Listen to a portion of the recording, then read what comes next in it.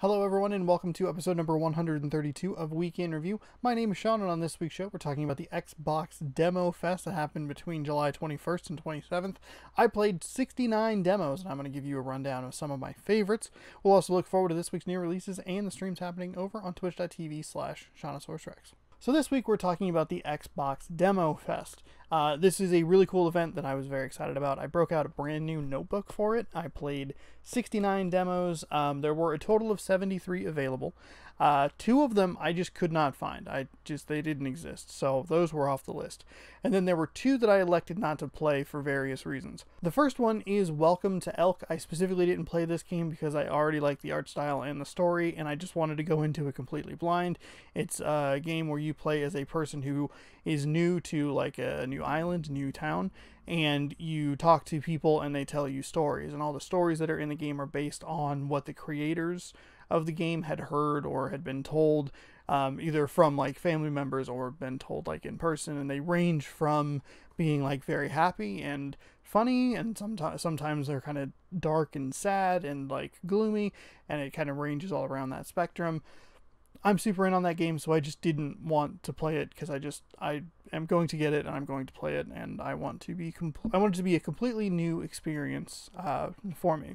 The second game that I didn't play was Destroy All Humans, which is a remake of a game that came out like 18 years ago, and it also had like an 8 GB file. So I kind of sat there and I was like, do I really want to spend all the time downloading an 8 GB file to play it for not very long for a game that I feel like isn't that exciting in the first place? No, didn't really feel like doing that, so I skipped that one. That one also came out in the middle of the event. I think it came out on like the 26th or something like that. So if I was interested in Destroy All Humans, it's out if I want to play it. But I did play 69 demos and I wrote down notes on every single one of them. I'm not going to go through all of them. I'm going to pick some groups kind of here and there and tell you about the stuff that I thought was really great.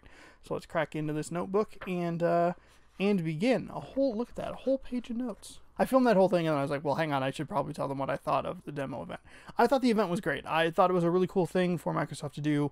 When they announced it, I was very excited for it. I like cleared out my schedule and I was like, I'm going to work the content around this event because I think it's really cool, and I think that there could be some special stuff in here that would be exciting to follow through the development or see when it's released and play the final product.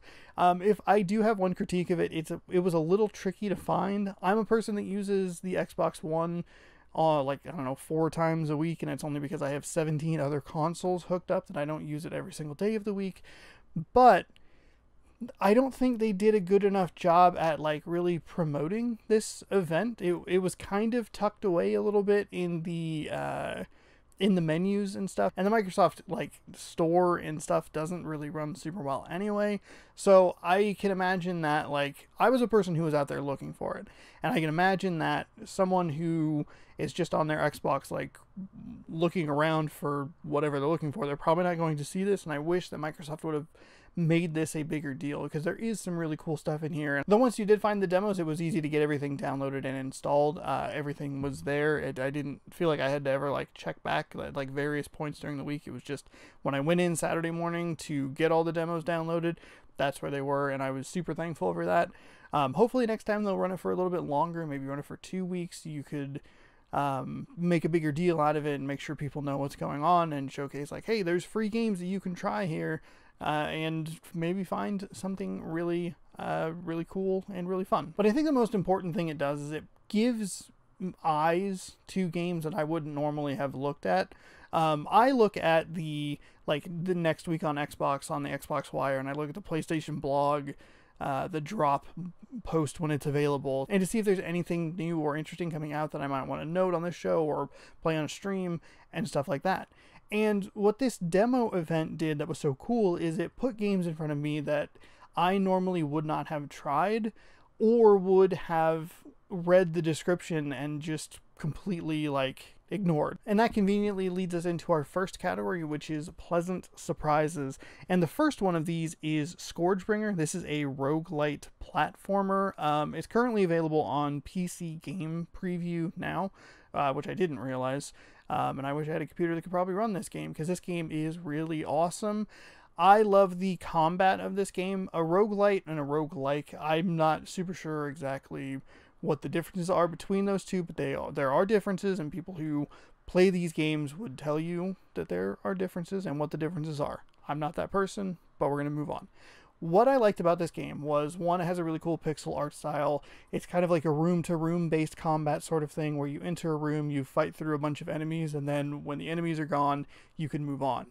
Basically, it's a run-based game where you go as far as you can, you die. When you die, you get put back in like a main room, you can buy upgrades, and then you try again and see if you can get it farther.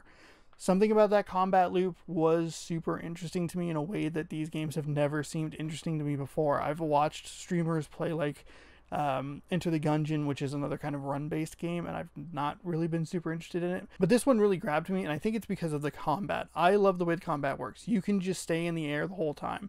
As soon as you start attacking something, you just keep attacking it. You just keep mashing the X button, and you keep slicing, and you can get into a really good rhythm where you're doing some light attacks, and then when an exclamation point comes over their heads, you hit Y to stun them, and then you attack them, and then you can dodge and do all this sort of stuff. It feels like a game that if you get into a good rhythm with it, it's going to be really awesome, and that was really enticing to me. And I'm really enticed to see if I can get this to run on my laptop, because I enjoyed that game so much. I was a big fan of this. In the same vein, we have Dandy Ace, which is a card-based rogue game, and it's only similar in the fact that it's a run-based game. With this one, you play as a magician who's trapped in something. I don't really remember the story, but you're a magician. You use cards to dictate what your attacks and your dodges are, and you try to get as far as you possibly can. When you die, you just restart the run, and hopefully you understand the enemy mechanics better, or you understand how to get a better card set draw. I feel like the card mechanic is really interesting because I didn't really understand it initially, and I did 2 runs when I streamed this. And the first one I think was like 3 or 4 minutes, and then the other one was like 6 or 7 minutes. But towards the end of that second run, I understood that you could stack the cards, and that opened up like a whole world of possibilities. I felt like I really just scratched the surface on this game, and I really enjoyed that aspect of it. It just felt really good to play. I liked the art style. I thought it was really cool. These were 2 games that I would have normally just totally been like, nope, not for me, but now they are on a list of stuff that I am excited for in the near future. Dandy Ace has a release date for 2021. I believe it was February, so we'll see when that comes out. Next up on the list is a game that's actually out now. I mentioned it last week, but it's Hellpoint. Hellpoint is a Souls-like game that, again, it's a thing that I never would have thought that I would have had any interest in. But something about the style of it, kind of having like a little bit more of a sci-fi vibe, really grasped me. And it was really weird because Souls games aren't for me because they're specifically designed to be difficult. I put difficult in air quotes because more often than not, it seems like it's just cheap versus actual difficulty. And I think people kind of willingly get those things mixed between each other. And those games have just never really gotten my attention. I've watched people play them. Some guy beat one of the Dark Souls games with a Guitar Hero guitar. It's awesome that he did that. Cool, whatever. They've never been games for me. This one was interesting enough to where I did debate like buying it. I don't know if I'm super sold on the game, but it was something that definitely caught me off guard, and I put it on this list mainly because I'm intrigued enough to like give it a shot or to pull the trigger on that purchase.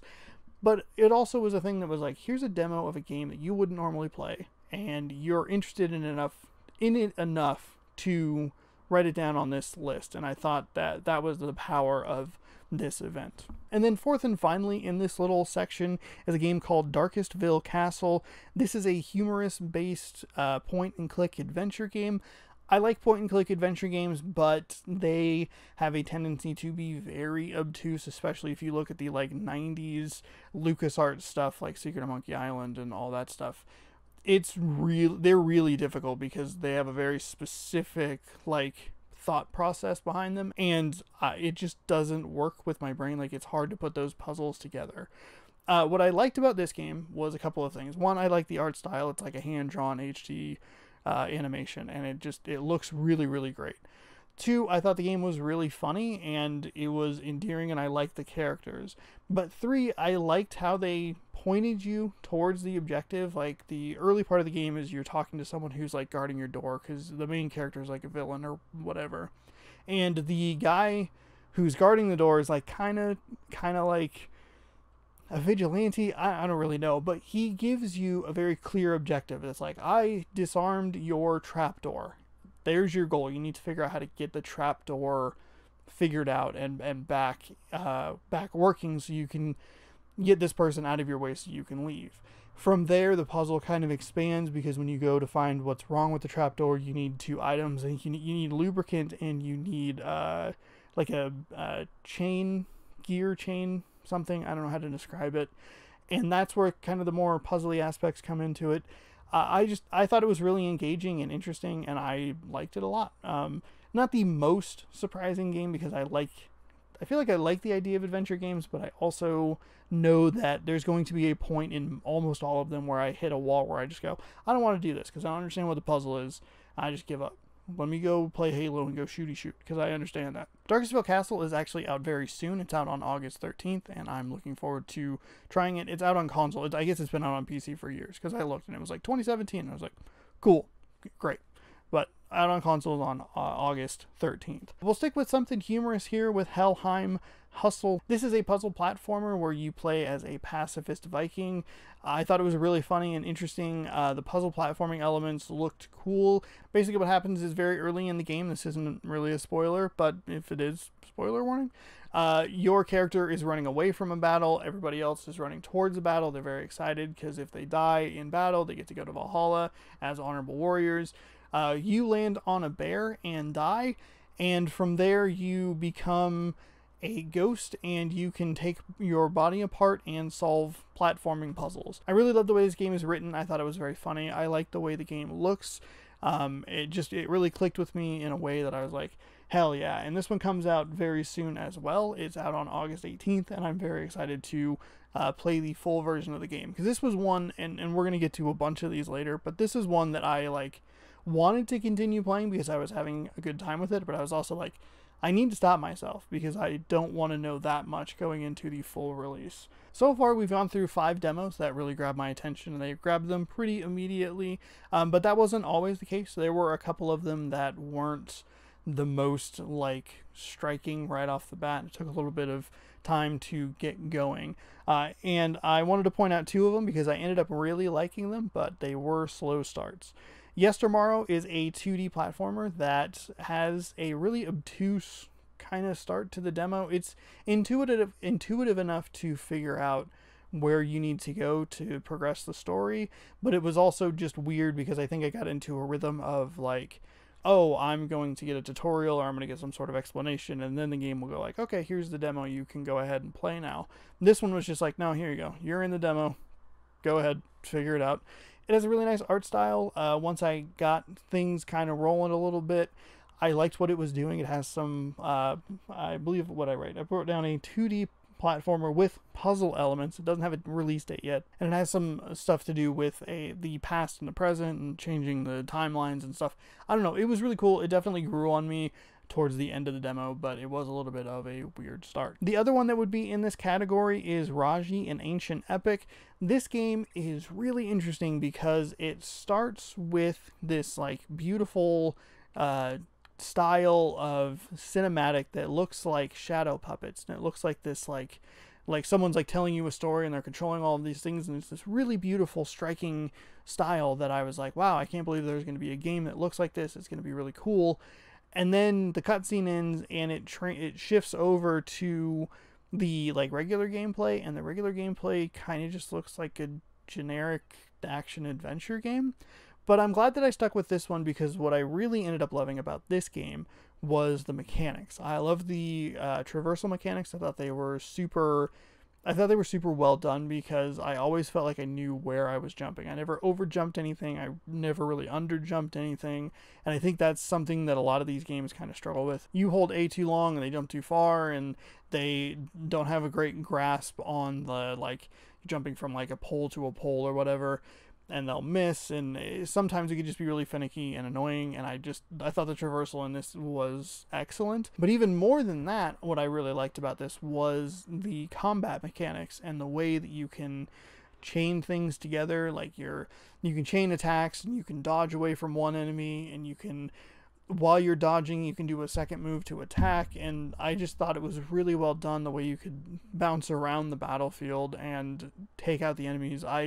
I really liked it. I'm glad I stuck with it. This was one of the ones I played longest. I think I played it for about 15 minutes. I tried to keep it to like 10 minutes max, and some of the demos I didn't make it that far, but this one kept getting better the more I played it, and by the time I was done with it, I was like, cool, I'm super in. The difference between the cinematics and the gameplay is a little jarring, but if you stick with it, I think there's a lot to like in the traversal and the combat. Oddly enough, one of the games in this next little section has the Raji cutscene style as its whole game, and it's one of two games that I liked, but I thought that it needed a little bit of work, and that game is called Projection First Light. It's a light-based puzzle platformer.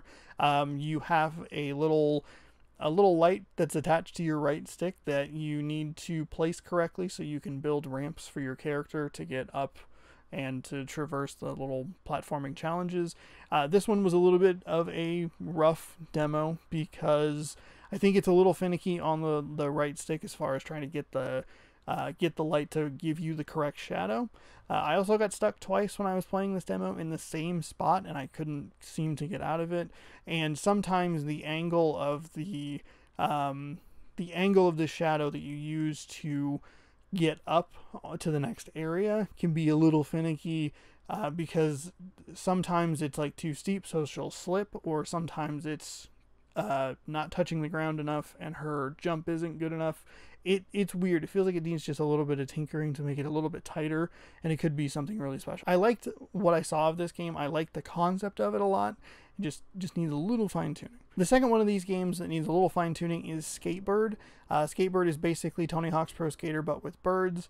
But this one is a very loose, kind of janky game, and it can be a little difficult to control, and I don't like that you have to push up on the left stick to move your character forward. I don't know why.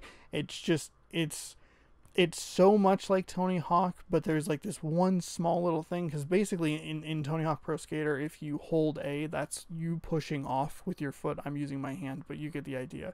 I look like I'm skiing, but I've never been skiing in my life. The point is, you hold A and that gives you the momentum. This one, you just hold A and that's crouching to ollie. So then you let go of that, and then the bird like kind of is a little floaty in the air, and then you're trying to move it and figure it out, and it's just a little, it needs a lot of refinement because it's a really cool idea and I like it. It's a super chill like skateboarding game. It has similar challenges to Tony Hawk, like get a high score, find birdie. It's cool. I like the idea. And I think it could be something really special when it comes out in 2021. I think I accidentally skipped a couple of dates here. YesterMorrow didn't have a date, and then Raji had a Q3 2020 release date. Projections just said coming soon, and then SkateBird was 2021. So I think that catches us up on all of the dates. With all that out of the way, what I'd like to focus on now is the five games that really like just knocked me flat on my ass because I loved them a lot. The first one of these is The Vale. It is a story-driven action-adventure game where you play as a blind protagonist. The audio in this is incredible. I love the stylistic choice that they went with. I think it's a fascinating and very interesting game. I really loved what it was. I mean, if it can hit a really poignant story, we might have something really special on our hands with The Vale. And The Vale didn't have a date, so we might be waiting a while for this one. The next one is Kaze and the Wild Masks. This is a retro platformer. I got a lot of Donkey Kong Country vibes from this. It is a bright, colorful, pixelated, beautiful looking game. You play as a rabbit. I guess you get masks at some point to give you powers.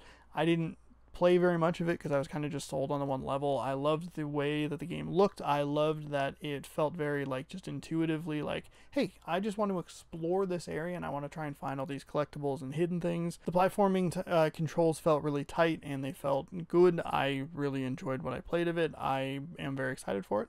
It has a release date of 2020 and I can't wait to jump in to find all those wild masks that I skipped in the demo. Next up we have Sail Forth, which is a procedural sailing adventure game. It kind of plays like a single player Sea of Thieves sort of thing, where the game just puts you in this open world and just says, go explore and see what happens.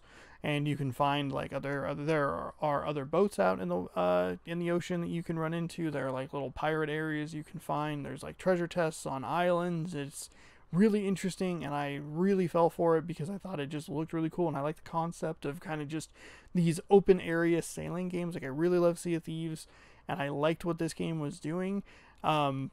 I don't know, this was one that really stuck with me and really struck me when I was playing it, and I can't wait to try it out. It looks like it's supposed to come out in 2020, but we'll hopefully we'll see it soon. The next one that we have for you is Road to Guangdong. This is a story-based road trip game. It actually comes out fairly soon on August 28th, 2020. This game really has my attention because I think it just looks awesome. I think that the road trip aspect of it could be very interesting. You actually spend a lot of time driving. You have to like keep your car in good repair so that you can make it to go talk to family members about who's going to take over the restaurant, if I remember correctly. I could be wrong, but you have to go talk to family members because tragedy has struck, and I think if you can nail a story with that kind of as your backdrop of this like could be very poignant family tale, I think you're onto something really special. And I can't wait to check this game out. Like, August 20th can't come soon enough because I really would just like to play it now, please. This game was awesome. And then finally we have our, what I would say is my most anticipated game out of this Demofest, and it is CrisTales. This is a like JRPG game that has some Paper Mario-esque combat where if you hit the A button at the correct time, you do extra damage on the attack, and if you hit the A button in defensive position, you reduce the attack. It has an incredible art style. It has an adorable talking frog. It has a cool mechanic of manipulating the past, the present, and the future. I don't really know what that was. This was one of the demos that I spent the longest amount of time with. I was pretty sold on it super early because I love the art style and I love the combat stuff, the turn-based combat stuff. But the more I played it, the more I was excited for it. I really like this game, and I think that the past, present, future stuff could be really interesting and show off some cool mechanics. Maybe there's some puzzle stuff in there somewhere. I'm not really sure.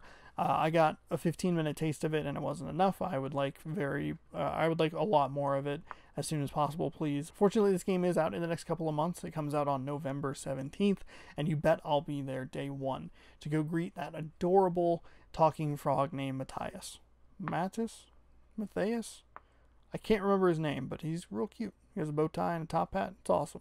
So there you go. Those are just some of the 69 demos that I played. In total, I would say that I probably wrote down 20 to 25 games that I would keep my eyes on. And a lot of them that I didn't write down were like, hey, this game's just not for me. There were very few games that I thought were like out and out just bad. And I think that's a real tribute to what Microsoft did. I think this was a really cool event. I hope they do it again. I really liked this event. Most of the games that I'm talked about today on this episode of Week in Review will be played over on twitch.tv/ShaunosaurusRex.